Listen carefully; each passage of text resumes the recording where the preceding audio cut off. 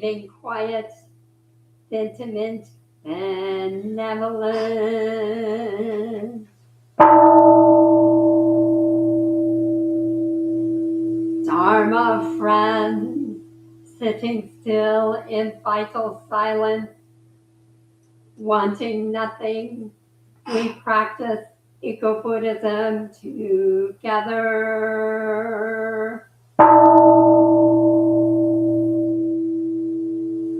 The sound of the temple bell booms for all to cease from conflict. May the way of Buddha usher in the dawn of non-violent global village forever.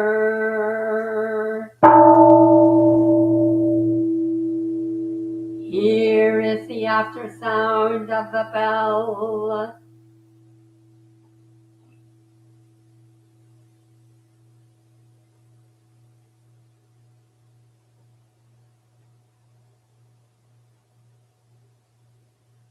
Thunder of silence, light after Dharma rain.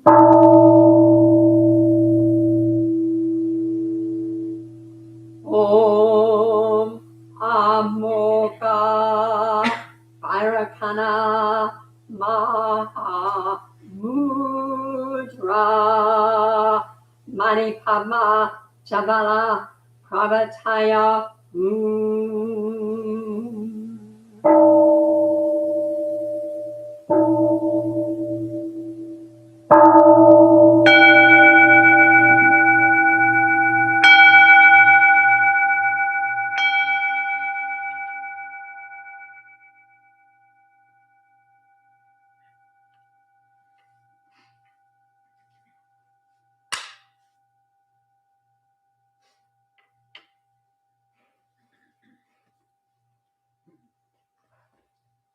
Please stand and straighten your mat and cushion for the chanting of the three refuges.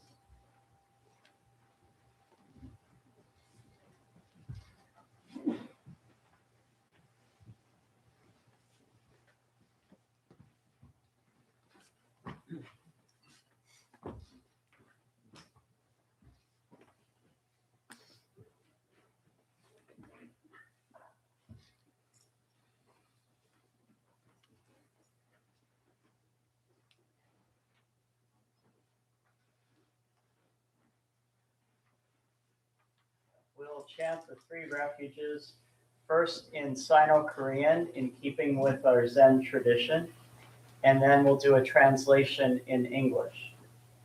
In the Sino-Korean, the words might be unfamiliar to you, but just throw your voice in. This is a sound practice where we can practice concentration through sound.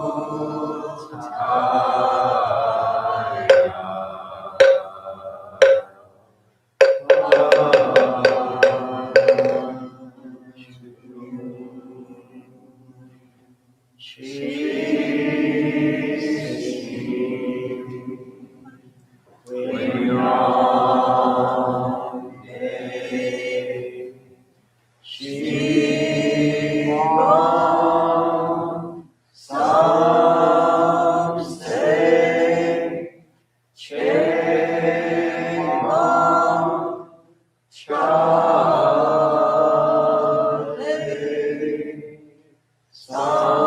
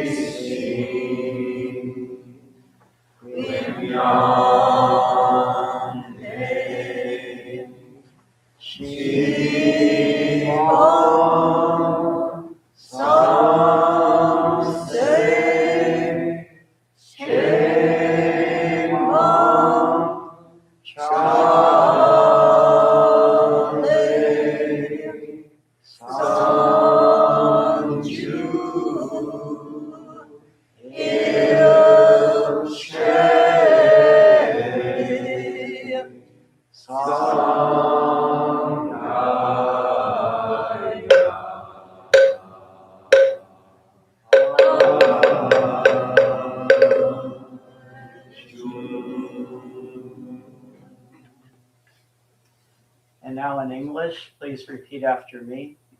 I go for refuge to the Buddha. I go for refuge to the Buddha. My deeply awakened mind. My deeply awakened mind. Which must be cultivated to be known fully. Which must be cultivated to be known fully. I go for refuge to the Dharma. I go for refuge to the Dharma. Truth manifesting everywhere. Truth manifesting everywhere. Which must be cultivated to be known fully. Which must be cultivated to be known fully. I go for refuge to the Sangha. I go for refuge to the Sangha. Deep friendship and interconnection of all beings. Deep friendship and interconnection of all beings. Which must be cultivated to be known fully. Which must be cultivated to be known fully. Today, let's add one more. I go for refuge to these three jewels within myself. I go for refuge to these three jewels within myself. Which must be cultivated to be known fully. Which must be cultivated to be known fully.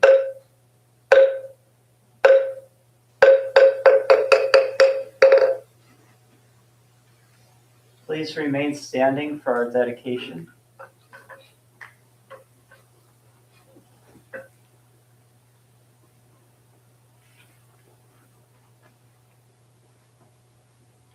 On this first day of March 2026, we acknowledge that this land where our temple buildings stand has been the home of native peoples, the Potawatomi, the Odawa, and the Ojibwe, the Council of the Three Fire Tribes, and also of Black Americans. We know that this neighborhood used to be a historically Black neighborhood during times of racial segregation and oppression. For our own awakening and for the awakening of all life, may the benevolent energies of our meditation, chanting, and full presence here at this service extend to all beings on this planet and throughout time and space. May there be a deepening of our interbeing. May peace prevail and wars cease. As we return to our mats and cushions for a second period of meditation about 5 minutes long, let's dedicate this meditation to leaders of nations around the world, that they deepen their understanding and come to make decisions based on the universal values of wisdom and compassion.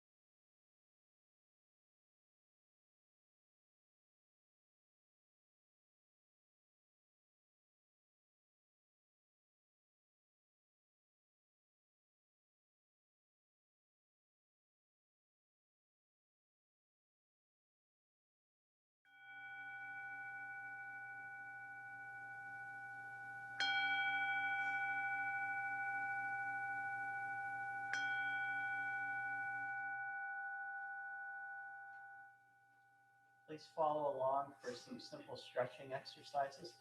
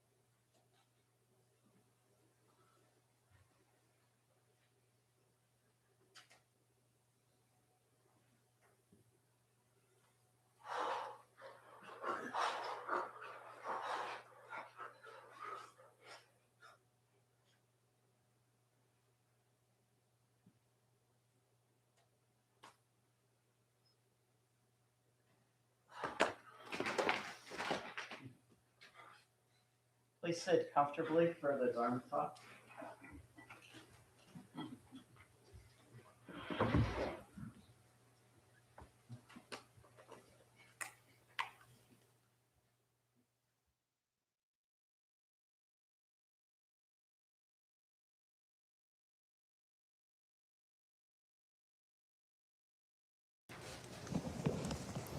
Good morning, Dharma brothers and sisters. Good morning, Mama.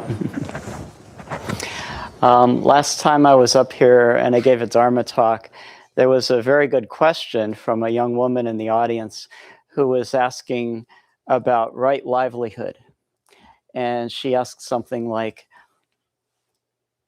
so many jobs are involved in exploitation and accumulation, and how do we find a livelihood in this modern world that doesn't rely on those factors?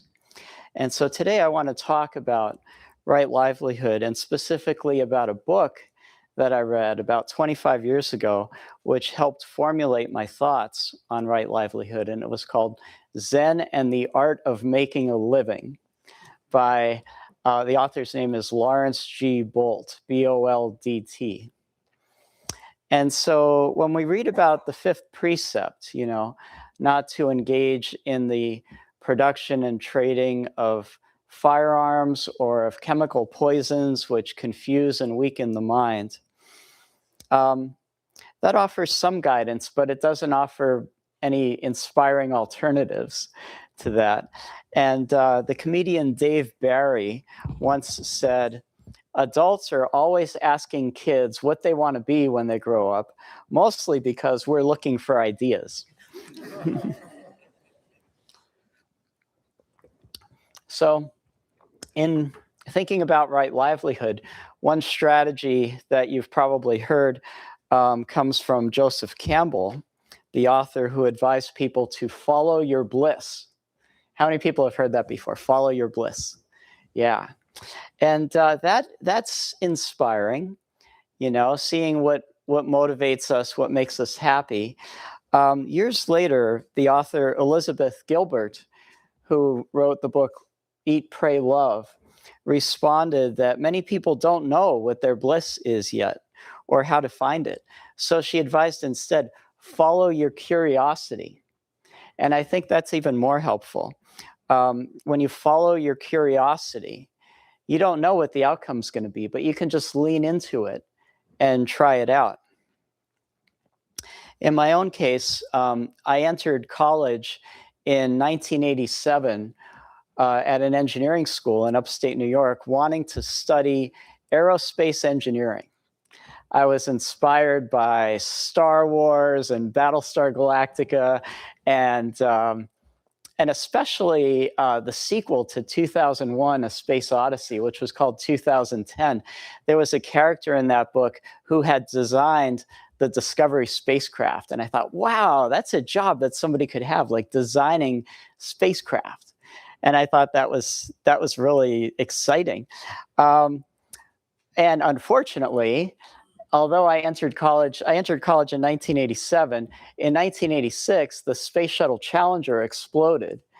And after that, funding for the US space program was cut completely for about 10 years. And so my timing wasn't very good. In my sophomore year, I switched from aerospace engineering to mechanical engineering. And mechanical engineering was a broader field where there were a lot more opportunities. And I was also inspired by the creativity of people who had come up with ingenious designs. I remember even in elementary school in a science book, looking at a diagram of a doorbell, how an electric doorbell worked. And when you press the button, you are powering an electromagnet that pulls a clapper to strike the bell, but then the arm of the magnet is part of the circuit. So when the arm moves over, it breaks its own circuit and a spring returns it, which completes the circuit again. So it goes back and forth. And I thought, wow, that is so creative. That's so ingenious. How could someone learn to design ingenious mechanisms like that? And so I enjoyed mechanical engineering. But then in senior year, I started to reconsider my second interest, which was architecture. I thought, maybe I don't want to be an engineer after all. Maybe I want to be an architect. And senior year is not a good time to find that out. But I figured, let me just lean into it and try it out. And so I took an intro to architecture class. And that class convinced me that I do not think like an architect. I think like an engineer. And both have value. And there's very different ways of thinking. And so I decided to stick with engineering. I came here to the University of Michigan for graduate school, getting a master's in mechanical engineering. And while I was there, I was a GSI, which is a TA, for a design and manufacturing class. And I really enjoyed that. And I always remembered that experience. And then during that time, I had a summer internship in product engineering at Ford Motor Company. And it wasn't what I thought it was going to be. It wasn't technical. It wasn't engineering. I was in a systems engineering group, which was more project management, not the design and the technical decisions that really motivated me. But then one day, the engineers took me to Romeo engine plant to pick up some parts. And I saw a machine that picked up a cylinder head and turned it upside down and moved it over here. I said, that's what I want to work on. And they said, oh, that's called manufacturing engineering. And I said, okay, so I'll finish out this internship. I've got one more year of grad school. And then if I hire in full time afterwards, put me there. And they did. And so I worked as a manufacturing engineer for Ford for about 17 years in engine assembly. And I liked that job, but I found that the times when I felt most alive was when I was mentoring new people in the department and also when I was giving presentations. And so I thought back to that job of teaching, and I always thought I might like to return to teaching someday. But by this time, I had a wife, I had a young family. I felt that I had to ensure that there was some stability for my family, you know?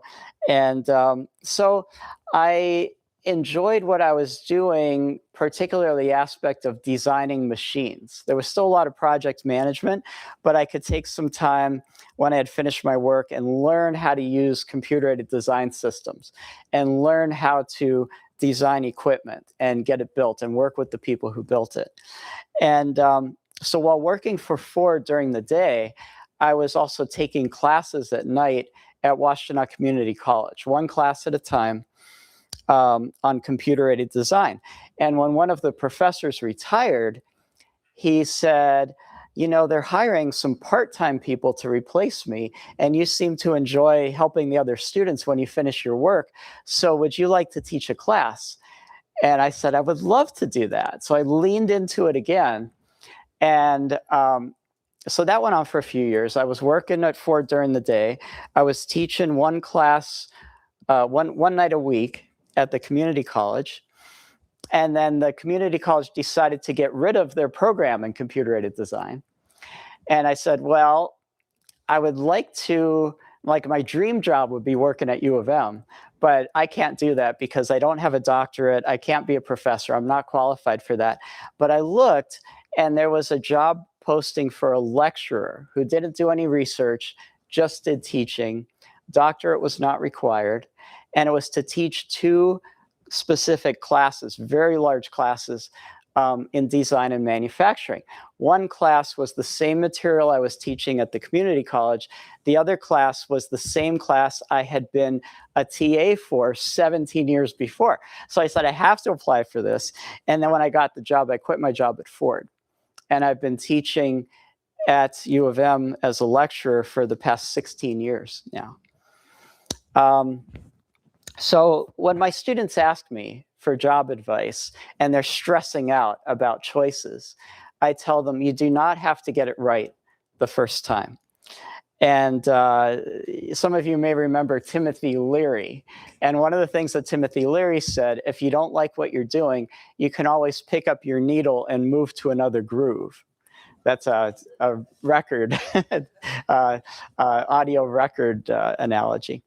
So, and also as Buddhists, we know that there is no getting it right, right? If we say, okay, I got this job and I finally got it right, or if I get this job, it'll be right, then we're clinging to a fixed view, aren't we? And what is right could change over the course of your lifetime based on circumstances. So, part of the reason I was able to make these transitions was I had read this book when I was in my 20s. It's called Zen and the Art of Making a Living. The author's name is Lawrence Bolt. He spells it Laurence, and his last name is Bolt, Boldt.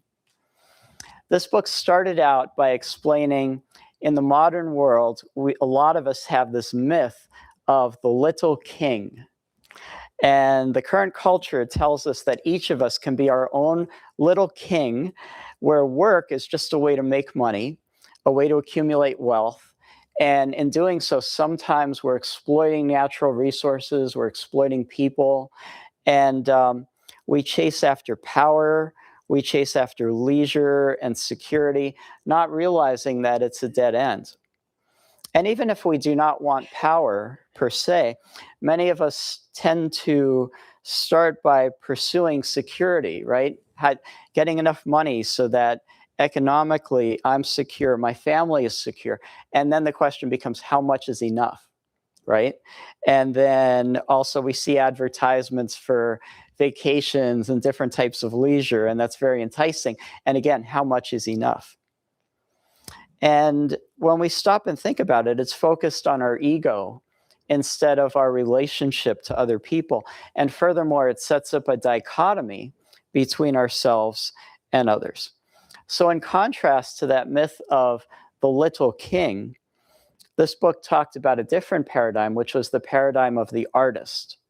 Whatever kind of work you have, you can view your work as being an artist. And one of the quotes is, when engaged in life's work, we can be said to be practicing artists, motivated not by external rewards, but by the intrinsic joys of self-expression and service to humanity. the intrinsic joys of self-expression and service to humanity, no matter what kind of job we have. And he talked about 4 criteria for finding our life's work. The criteria were integrity, service, enjoyment, and excellence. So integrity, we can ask ourselves, what type of work is in line with my values? Service, how can I help? How can I make a contribution to this world through my work? And this relates to the Buddhist value of compassion, right? He said, one's true work is never merely my work, but humanity's work. It's really a means of self-expression. But it's not really self-expression unless by self we mean it with a capital S, the self that is the self within all mankind. Joseph Campbell once again said, a hero is someone who has given his or her life to something bigger than oneself. So integrity is the first one, service is the second one, and then enjoyment, right? He said you need the sustained motivation that comes from having a real passion for your work, and that requires a self-defined sense of purpose. And then finally, excellence. He said, where your talents and the needs of the world cross, there lies your vocation. So he said, we can ask a key question for each. Integrity, what speaks to me? What's in line with my values? Service, how can I help in this world? Enjoyment, what turns me on? What gets me excited? Excellence, what draws out my best? Another quote from the book is, we cannot destroy our desire, but we can begin to recognize that beyond the transient desires of ego, there lie deeper desires for love and service to all mankind. We can lose ourselves in our desire to give of our love and talent. This, we've been told by all the great teachers, is the road to happiness. And then he asks, well, if it's that easy, why don't we all just do this? And he said, most of us spend our time running down approval alley. So we get sidetracked by thinking that we should choose a career based on the approval of other people. And that could be directly, like they directly approve it, or indirectly, just from what our culture tells us. One of the most useful parts of the book was called The Way You Want to Serve. And he gives some examples of different professions and how you can think of it in terms of these values. So I want you to listen to these carefully, because I'm going to ask each of you to take a couple of minutes and come up with one for your vocation, either your current vocation or the type of job that you would like to have. So, for example, in medicine, I want to make people's lives healthier and stronger. Education, I want to help students discover their love for learning. I want to design creative solutions that make people's lives, everyday lives, easier. I want to support small businesses so they can grow and serve their communities. I want to bring beauty and meaning into people's lives through art or music. I want to improve environmental sustainability and protect natural habitats. You know, if you're in sales, for example, you could say, I want to provide products and services at a fair price and really listen to my customers to discover what their needs truly are. For myself, I want to help students to discover the excitement of engineering and technology. My partner added this one. She works in a public library. I want to strive to keep access to information available to everyone.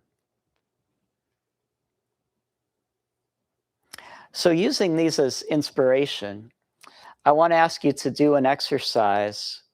First, a couple of minutes by yourself, just in solitude, just in quiet, to think about your chosen profession or your ideal profession and try to phrase it in terms of service in that way. I want to. So let's just sit comfortably and close our eyes and think about that for a couple of minutes. And when you hear the bell, I'll ask you to turn and talk to your neighbor and share what you've come up with.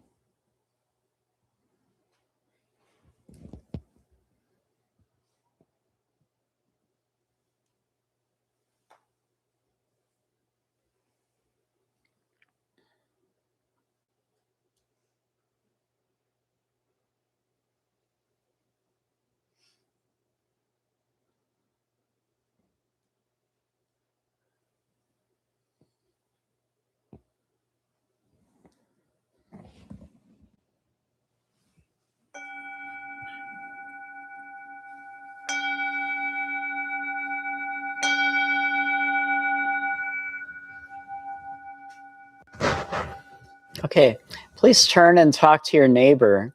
And in a couple of minutes, give each person a chance, maybe 1 minute per person, to discuss what you've thought about.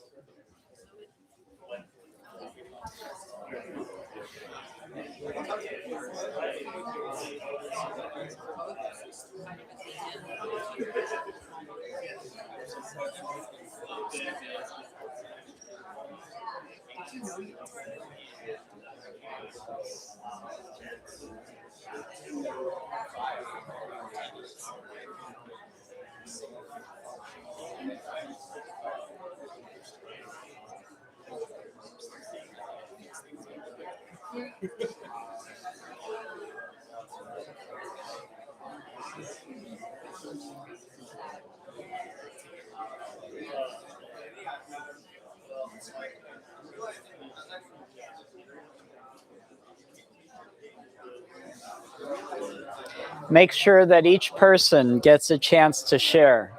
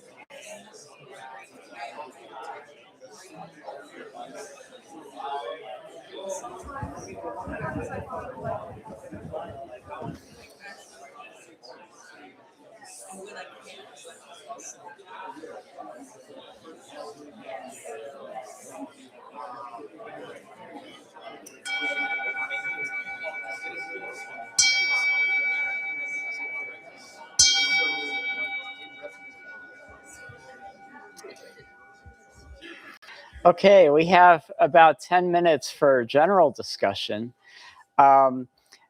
Is there any statement that any of you would like to share or comments on what we've talked about today? Raise your hand if you would like to share, and we have a microphone someone can bring around. I would like my person to share that shared with me. All right, we have a couple right up here, so yeah, either order is okay. You ready? You want the microphone? I'm a professor of literature and art up the hill at the university, and I'm just at the point of retiring. And now I can't remember what I said, but I think what I said was I want to help young people see the joy of paying attention, especially to paying attention to things that other people have made with great care and attention. And then to see for themselves the joy of making things with great care and attention. Did I do that right? Yes. Thank you.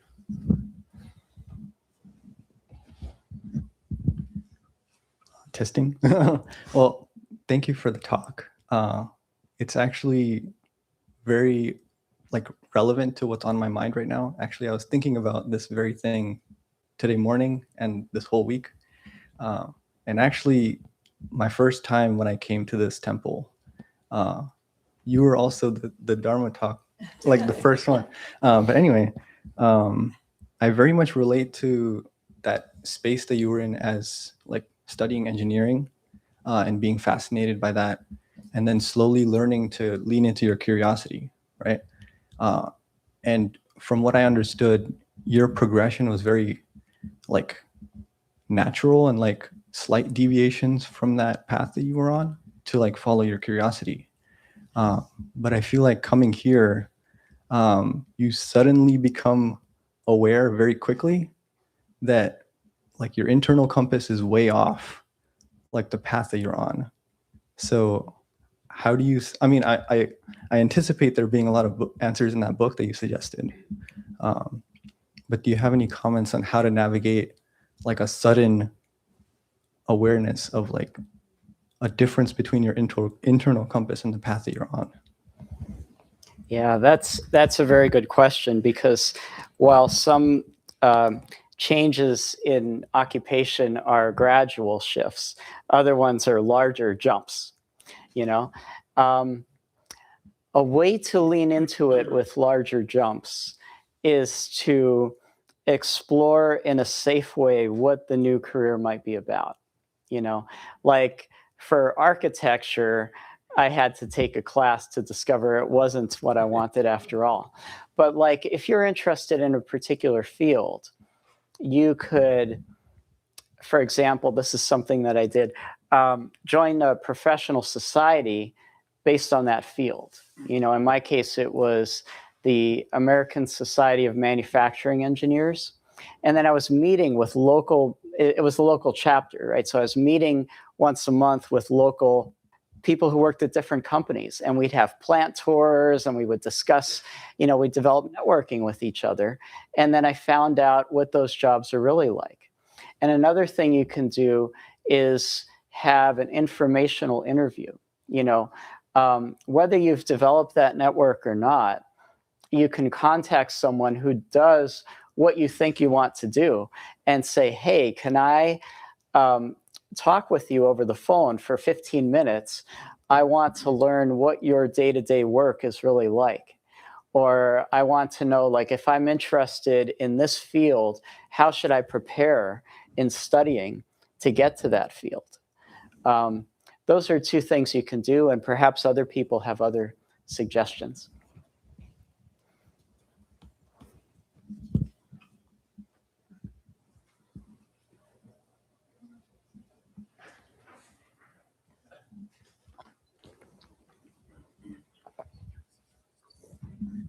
Hi, thank you so much for your talk. So in my career, I experienced, I guess, two types of conflicted feelings, and maybe you have advice for me or anybody in the room. I am an actor and a filmmaker. I usually just call myself an artist because I do a bit of everything, and I enjoy it so much. It is like the love of my life to create. But something I experience often is perhaps a little bit of anger or conflict when I speak to people and they're like, yeah, but what's your plan B? Or what's your actual job? Or what are you going to do? And they kind of start feeding me this insecurities of, well, you're not going to make it. It's so difficult to be an actor. Yeah, you're pretty, but like, you know, you need to know somebody.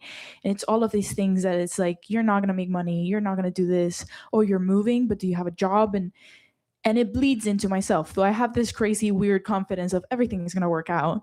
Sometimes after hearing those things, I also come to myself and I'm like, maybe I am like being a silly little girl and I need to find a 9-to-5 and I need to find a real job and I need to focus on different things because everyone is so concerned about money and how I'm going to survive. So yeah, I want to know how to, I guess, deal with that little anger that I feel towards people. And I'm like, you don't understand. You're being ridiculous. Like, you don't get my passion. And also dealing with those insecurities that come of perhaps they're right and I'm being ridiculous. Any thoughts on that from anyone in the room on that question? That's a really good question. Yeah. Thank you for sharing that. This ties a little bit into the thoughts that I was having about this question more generally, but to live a life as an artist, I think, is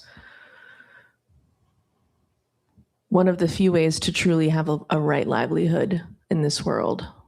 And there are so many careers that people can have integrity and service and enjoyment and excellence for that are at the same time deeply exploitative and harming people. And I thought I was going to be an engineer when I was growing up, and then I realized that most engineering just makes extraction more efficient rather than really helping people's lives truly. And so having found a creative practice and path that speaks to you deeply, I think that the things when people tell you that you need to do something else or you need to have a 9-to-5, that's mostly they're speaking to themselves. They're reassuring themselves that the choice that they made to have a regular job that is contributing to the systems of success that we are told all the time, which are destroying the planet we live on, is the right path for themselves. They need you to have the same insecurity that they have. Otherwise, maybe they could have done something differently with their lives than what they are doing now. So it is very brave of you, I think, to commit yourself to an artistic path.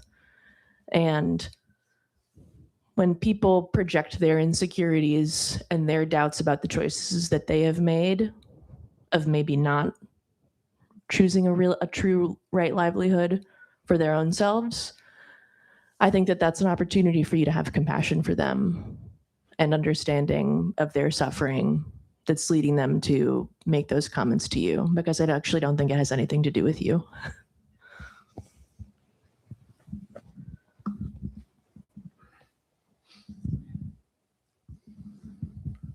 Thank you for your Dharma talk. It's not something that I'm pursuing. It's something I already done. I retired 15 years ago. I worked at the mental health department, state of Michigan, for 33 years. And as he said, follow your bliss and right livelihood. I worked on a psych unit, and in doing so, that increased my heart of compassion and empathy for the suffering. They told me years ago, if you ever find a job you love, you never have to work another day in your life.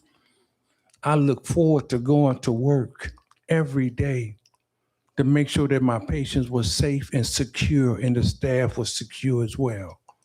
And the greatest joy I got out of it is when the families would come for the visit, how'd you? And they would thank us for taking care of their family members and keeping them safe. And that meant a lot to me. And when I put in for my retirement, my nursing supervisor, she said, could you stay on a little longer to help train the new people that's coming in your capacity? And that was an honor. I was the only male staff that was allowed to work on an all-female unit. To me, that was integrity. And integrity develops character over consistency. And at next month, they having a reunion for my job. And I get to see my old friends again. And I'm so looking forward to it. You know, that job brought a lot of joy to my heart, a lot of compassion, and a lot of empathy for those who are suffering. Thank you.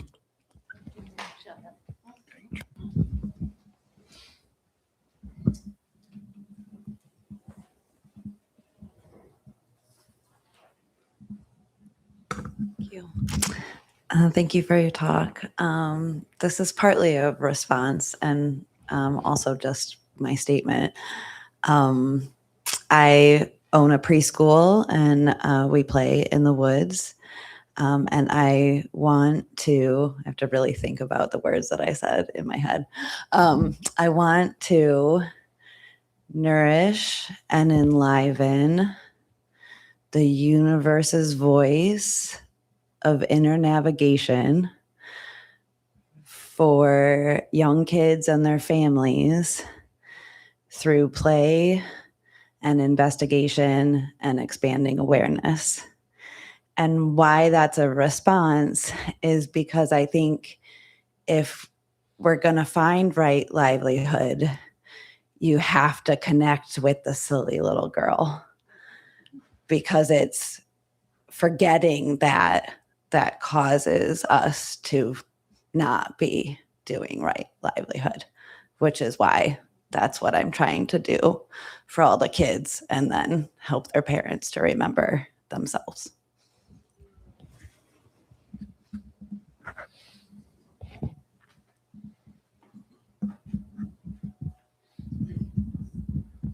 Thank you for your talk today. I reminded of something my mother said to me as a very young man, and it worked.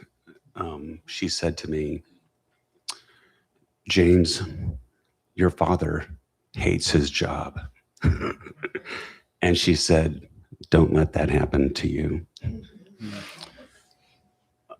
And I struggled with that for the early part of my life, but I also want to talk briefly about, the dignity of all work.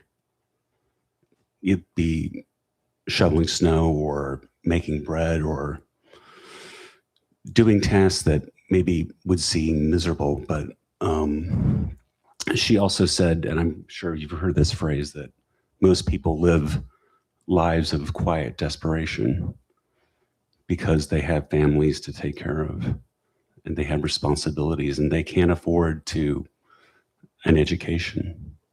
And so they're forced to do what they do. And yeah, they hate it.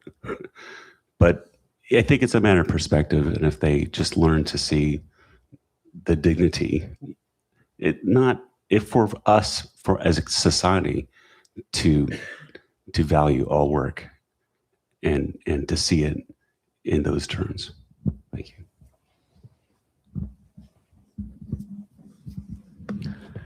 It's good to know, finally, after all these decades, this is my life. This is part of my life. This is my vocation. This is my avocation, what I do.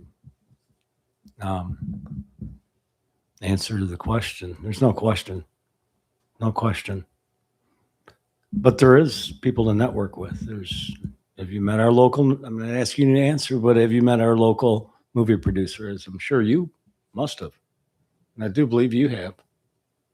Who else? Networking together. That's the number one thing. And I can't always afford that $500 cameraman or the half price, but maybe a videographer. If I can't, somebody else on another project can. There's always something for the income, which we can eliminate the need for that easily. And time does not exist, right? And one other thing was sometimes we need a little more oomph than the middle path to get to the focus. Was it? Well, I've done a few vision quests. Yeah, before I even got on the middle path, because I'm a damn Yankee. Think, sit down and shut up. That's what I had to do. That's what I had to not do to get the answers. Then there's no answers. There's just questions constantly that have to be solutionized.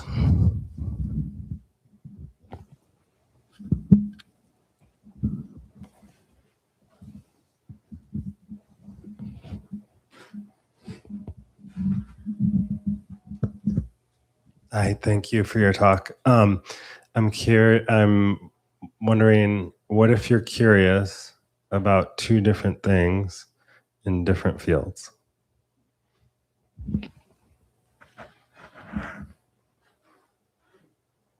If you're curious about two different things in different fields, perhaps there's a way to lean into each one a little bit, and you may have to temporarily put one field aside in order to primarily pursue the other field. But, just think of it in the long term. It's like, maybe I can pursue field A now and find if I really like it. And field B, it's okay if I pursue it 10 years from now, or decide that I don't want to pursue it at all. But maybe there's one, if you dip your foot into each of them, then one of them speaks to you more in terms of those values: integrity, service, enjoyment, and excellence. And then, or maybe circumstances allow one to be easier for you right now, so you can pursue the other one.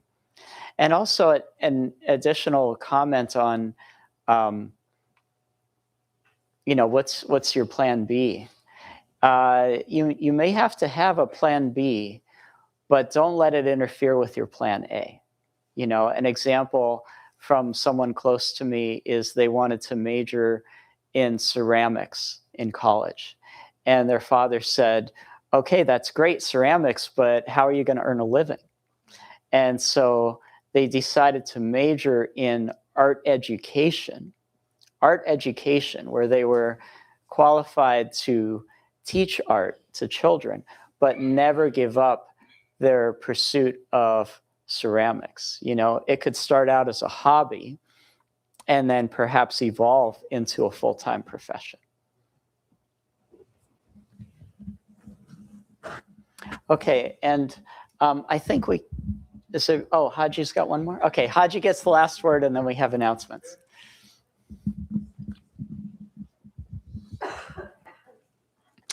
Good morning, everyone. It's good to see everyone here today. When I was out in Oregon at Great Vow Monastery one summer at a conference, American Zen Teachers Association, there were really a lot of young people there. And we've got a lot of young people here now, but we haven't always. And so I said to them, how do you get so many young people? Because it's important for continuation that we have young people. And we're in the midst of it right now. And they said, Oh, we go to career fairs. And besides the military, all the different things, they put monastic training. And that's how we get all these young people, because nobody knows of that so much as a way of life that one could undertake. So I need, in the midst of, it's an ideal time to put it out there. You're here, and what we have at this place is that. And I wonder, how many have ever considered being a monastic or living full time in a religious community? I'm curious. Please put your hand up. Yeah, yeah. Okay. It's one job that AI cannot take from you. All right. So on that, let's have some announcements. Okay. I didn't write this, but I'm going to deliver it to you anyway.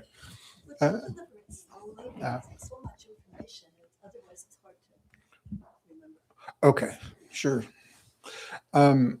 So thank you for joining us today. We always look forward to seeing you. Public services are offered every Sunday at 10 a.m. Families are always welcome, especially on the second Sunday of every month when we have a Dharma talk geared to children. Our next family service is March 8, next week. Please join us for Together Action every Saturday from 3 to 5. This work, practice, and community building event is aimed at helping us maintain our temple grounds and buildings. Please join us for a day of mindfulness on Saturday, March 7th from 9 a.m. to 5 p.m. There will be periods of sitting and walking meditation, a delicious vegetarian lunch, something and mindful work practice, rest. Please take a break from your everyday routines and enjoy a bit of temple life. To register, write your name on the sign-up sheet in the lobby or contact the temple at annarborzentemple@gmail.org. So, we offer special opportunities every Sunday after morning service to reconnect and build pathways of relationship. Join us in person or online as your time permits. First week, Ask a Buddhist from noon to 1 p.m. Do you have questions about Buddhist teachings, or are you looking for direction on what to read next? Join Dharma teachers in a Q&A session about any topic of interest to you. Second Sunday, 9:45 a.m. to 11:30 a.m. is again the family service. Enjoy Jataka tales and other Buddhist stories for kids of all ages. Upasatha service, which is the third Sunday from 2 p.m. to 3:30 p.m. Engage in meaningful conversations about the unfolding of Buddhist precepts in everyday life. This service is led by Mosamsam Lisa Inoue.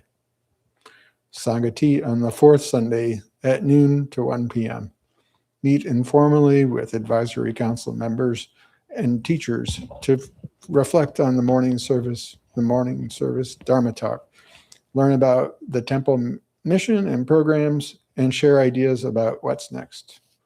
And our first Sangha tea will be on March 29th.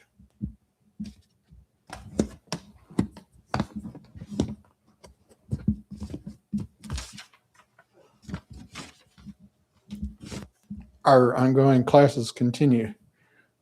Yoga with David Black meets every Tuesday from 6:30 to 8 p.m. Beginning and experienced students in the classes learn traditional yoga postures, hatha yoga, with the emphasis on relaxation, concentration, and working with the breath. Qigong with Samatha Cyrus Scholl meets every Monday evening from 6:30 to 8 p.m. Qigong, good to know.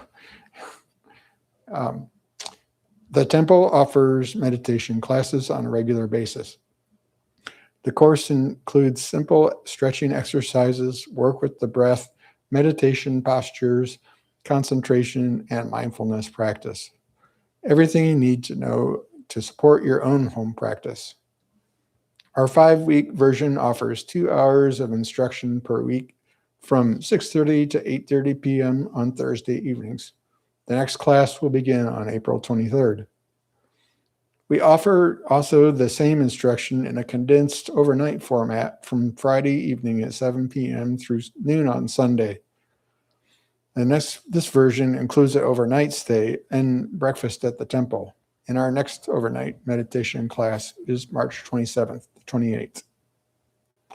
We have an evening sitting for the Sangha every Wednesday evening from 6:30 to 8:30 p.m. All Sangha members are encouraged to come to temple and practice midweek.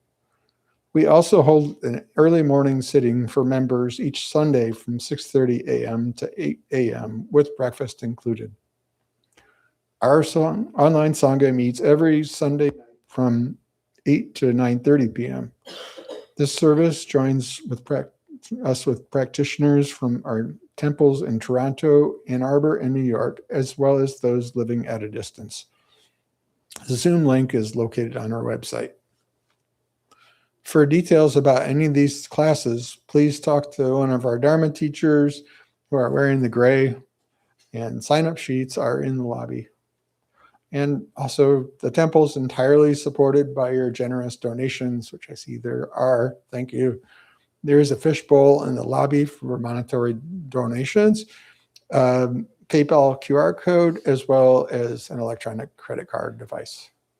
So thank you. I appreciate everyone's input and conversation. And we have one more comment by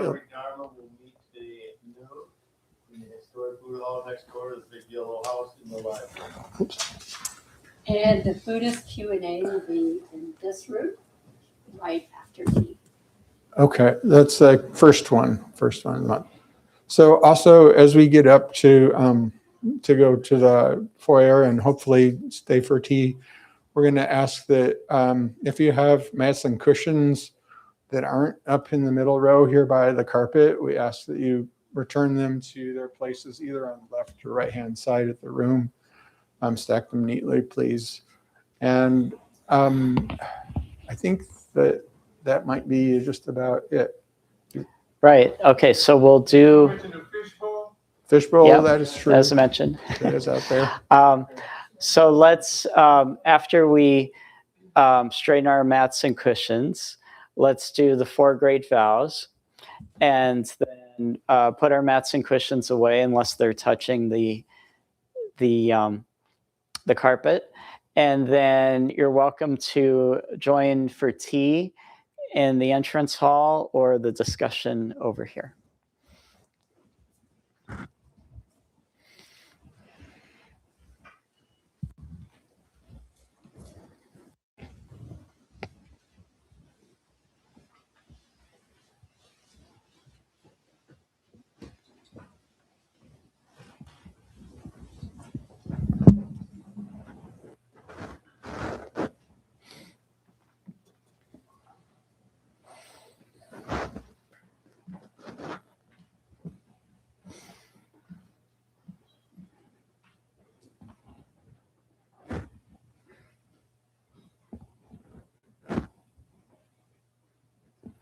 Please repeat after me. All beings, one body. All beings, one body. I vow to liberate. I vow to liberate. Blind passions, one root. Blind passions, one root. I vow to terminate. I vow to terminate. Dharma gates, one mind. Dharma gates, one mind. I vow to penetrate. I vow to penetrate. The great way of Buddha. The great way of Buddha. I vow to realize. I vow to realize.